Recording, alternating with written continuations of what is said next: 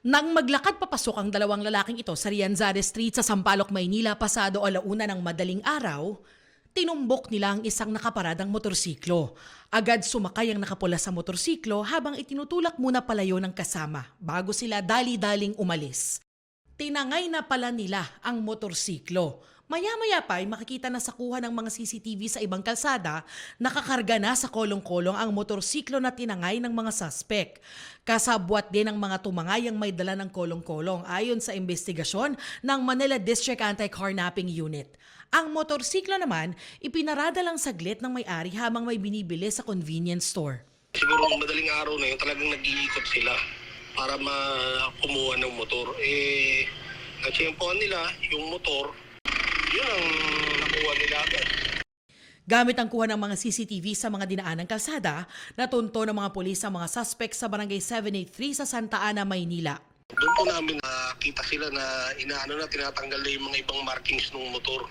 Bali, ang inabot lang po namin doon, yung dalawa po. Yun ang nahuli namin. Yung isa, wala po siya ron.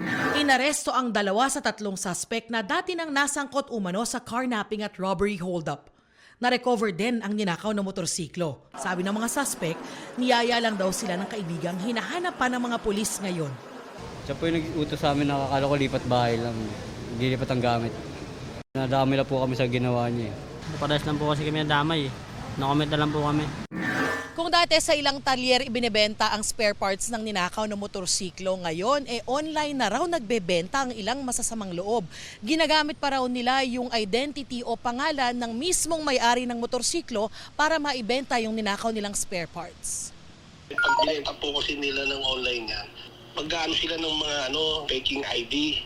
Pangalan nung totoong may-ari pero yung picture po, iba po yung picture nun. It's either kasamahan nila or sila po. Tapos pipikain na rin po nila yung firma. Para sa GMA Integrated News, Darlene Kai ang inyong saksi.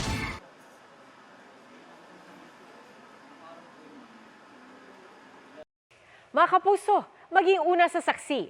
Mag-subscribe sa GMA Integrated News sa YouTube para sa iba't ibang balita.